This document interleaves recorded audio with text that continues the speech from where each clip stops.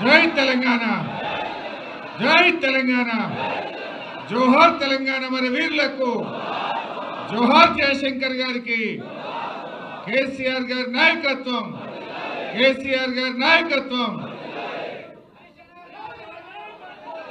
సభాధ్యక్షత వహిస్తున్న యువ శాసనసభ్యులు మా హ్యాట్రిక్ ఎమ్మెల్యే తమ్ముడు వివేక్ గౌడ్ గారికి, గౌరవ ప్రతిపక్ష నాయకులు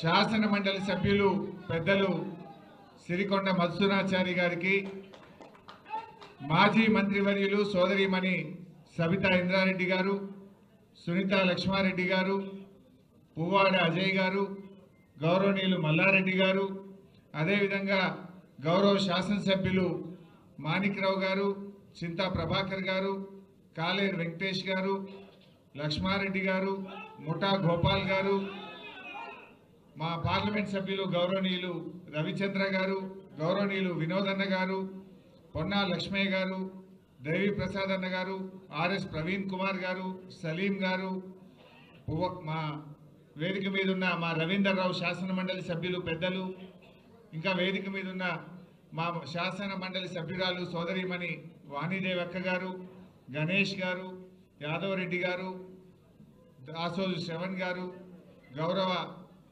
మాజీ ఎమ్మెల్యేలు, మాజీ ఎమ్మెల్సీలు, మాజీ కార్పొరేషన్ చైర్మన్లు, శాసన మండలి సభ్యులు, ఉద్యమకారులు, బీఆర్ఎస్ కుటుంబ సభ్యులు, మీడియా మిత్రులందరికీ పేరు పేరున నమస్కారం తెలియజేస్తా ఉన్నాను.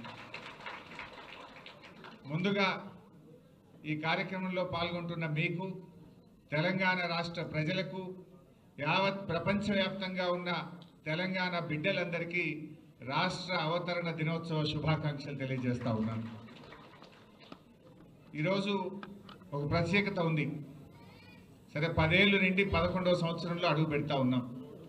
బట్ ఈరోజు ఇంకో ప్రత్యేకత ఉంది ఈ రాష్ట్ర అవతరణ దినోత్సవానికి. ఎందుకంటే ఈ రాష్ట్రం వచ్చిందంటేనే బీఆర్ఎస్ వల్ల, కేసీఆర్ వల్ల. బీఆర్ఎస్ పార్టీ పెట్టి 25 ఏళ్ళు పూర్తయి రజతోత్సవ జరుపుకుంటున్న శుభ సందర్భంలో ఈ వార్షికోత్సవం జరుపుకోవడం నిజంగా నాకు చాలా సంతోషంగా ఉంది. ఎందుకంటే 25 ఏళ్ల కింద బీఆర్ఎస్ పార్టీ పెట్టినాడు ఈ రాష్ట్రంలో తెలంగాణ పదం నిషేధించబడ్డది. జై తెలంగాణ అని అసెంబ్లీలో మాట్లాడలేనటువంటి పరిస్థితి. ఆ రోజుల్లో కేసీఆర్ గారు పార్టీ పెట్టి ఈ రాష్ట్రాన్ని సాధించారు. ఇక్కడ ఉన్నటువంటి మీకు తెలుసు 25 ఏళ్ల కింద తెలంగాణలో పరిస్థితి ఏంది. మీకే కాదు ఈ రాష్ట్ర ప్రజలందరికీ తెలుసు. 25 ఏళ్ల కింద తెలంగాణ పరిస్థితి ఏంటంటే బొంబాయి, బొగ్గుబాయి, దుబాయి, వలసలు, ఆత్మహత్యలు, ఆకలి చావులు. ఇది 25 ఏళ్ల కింద నాటి తెలంగాణ పరిస్థితి. కానీ కేసీఆర్ గారు పట్టుబట్టి ఇవాళ ఆయన తనకు పదవులకు రాజీనామా చేసి జై తెలంగాణ అని ఉద్యమాన్ని ప్రారంభించారు. మీరు ఆలోచించండి, ఇవాళ ఈరోజు రాష్ట్ర ముఖ్యమంత్రిపై అక్కడ ఆవిర్భావ వేడుకలు జరుపుతున్నారంటే దానికి బీఆర్ఎస్ పార్టీ కారణం కాదా? దానికి కేసీఆర్ కారణం కాదా? నిజంగా కేసీఆరే లేకపోతే, బీఆర్ఎస్ పార్టీయే పుట్టకపోతే ఈరోజు రాష్ట్ర ఆవిర్భావ వేడుకలు మనం జరుపుకునే వాళ్ళమా? ఒక్కసారి గుండె మీద చేసి ఆలోచించండి అని నేను అడుగుతా ఉన్నా. ఎందుకంటే ఊసీల లెక్క గతంలో కూడా చాలా మంది ఊసీలు పుట్టినట్టు తెలంగాణ పార్టీలు పుట్టినాయి. ఊసీళ్ళు అంతరించిపోయినట్టు ఆ పార్టీలు అంతరించిపోయిన పరిస్థితి మనం చూసాం. కేసీఆర్ ఏమి ధనవంతుడు కాదు, కేసీఆర్ ఏమి బలవంతుడు కాదు, ఆయనకేమీ అంగబలం లేదు, అర్ధబలం లేదు. కానీ కేసీఆర్కు ఉన్నది గుండె బలం. ఆ గుండె బలంతో, ఆత్మబలంతో ఆయన పట్టుబట్టి రాజీ లేని పోరాటం చేసి తెలంగాణ సాధించిండు కేసీఆర్ గారు. ఇలా అనేక ఉదంతాలు ఉన్నాయి, చెప్పుకోవాలంటే చాలా ఉన్నాయి. ఆనాడు తెలంగాణ ప్రజాసమితి గౌరవనీయులు డాక్టర్ చెన్నారెడ్డి గారి ఆధ్వర్యంలో కూడా ఉద్యమం జరిగింది, తొలిదశ తెలంగాణ ఉద్యమం. ఆనాడు కూడా మా సోదరిమణి నాగమ్మ ఉన్నది, అప్పుడు కూడా పాల్గొన్నది, ఇప్పుడు కూడా పాల్గొన్నది. ఆనాడు 11 ఎంపీలు గెలిచాం. 11 ఎంపీలు గెలిస్తే ఆనాడు ప్రధానమంత్రిగా ఉన్న ఇందిరాగాంధీ, నాటి కాంగ్రెస్ ప్రభుత్వం తెలంగాణ ఇవ్వకుండా ఉద్యమాన్ని కాలరాసింది ఆనాటి కాంగ్రెస్ ప్రభుత్వం. కానీ అదే కేసీఆర్ గారు మలిదశ తెలంగాణ ఉద్యమాన్ని ప్రారంభిస్తే ఏ ఇందిరాగాంధీ అయితే తెలంగాణను వద్దన్నదో అదే సోనియా గాంధీ గారి చేత తెలంగాణ ఇచ్చి తీరాల్సిన పరిస్థితి కల్పించిండు కేసీఆర్ బీఆర్ఎస్ పార్టీ. ఎందుకు? ఈ దేశంలో సంకీర్ణ యుగం నడుస్తూ ఉంది. ఈ సంకీర్ణ యుగంలో తప్పకుండా తెలంగాణ సాధ్యం అవుతుంది అని చెప్పి ఆయన ఎంతో వ్యూహంతో 14 ఏళ్లు నడిపించారు. పార్టీ పెట్టడమే కాదు, అనేక ఇబ్బందులు ఆ రోజు చంద్రబాబు నాయుడు గారి చేతుల్లో కేంద్ర ప్రభుత్వం ఉండే ఢిల్లీలో ఆయన కత్తికి ఎదురులేని పరిస్థితి.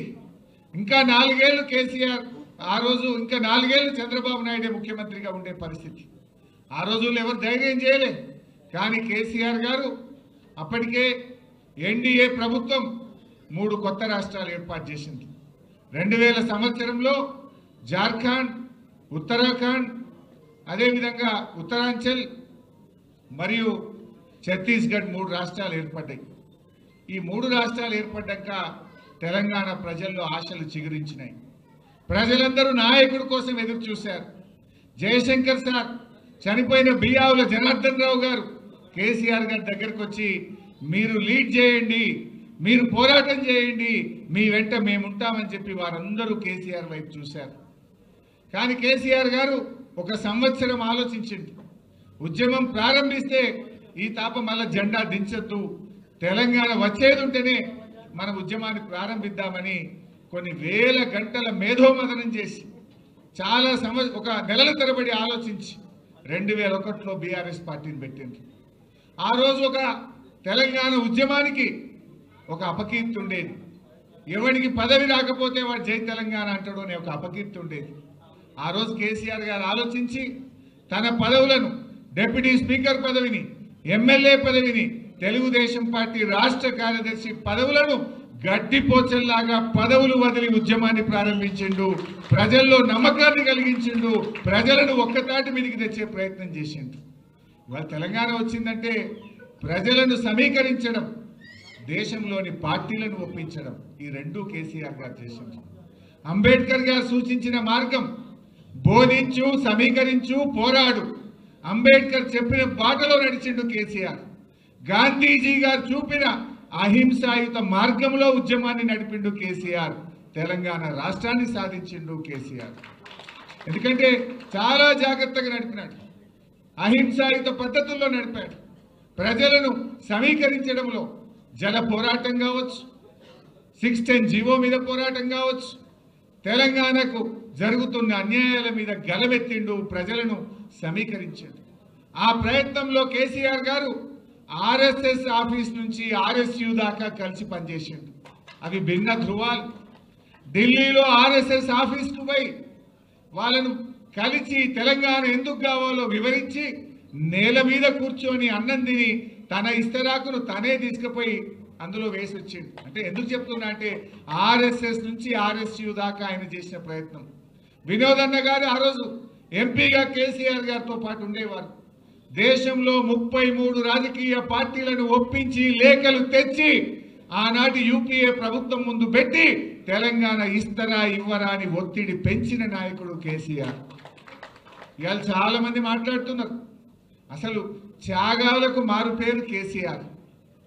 3 సార్లు ఎంపీగా రాజీనామా చేసినాడు, ఒకసారి ఎమ్మెల్యేగా రాజీనామా చేసినాడు, కేంద్ర మంత్రిగా రాజీనామా చేసినాడు, ఎమ్మెల్యేగా రాజీనామా చేసినాడు. బహుశా ఈ దేశంలో త్యాగాలకు మారు పేరు ఏదైనా రాజకీయ నాయకుడు అంటే ఒక కేసీఆర్ మాత్రమే. త్యాగం చేసింది, రాజీనామా చేసింది తన కోసం చేయలేదు, తెలంగాణ 4 కోట్ల ప్రజల కోసం చేసిండు. ఆ త్యాగాల పునాదుల మీద తెలంగాణ సాధించిండు కేసీఆర్.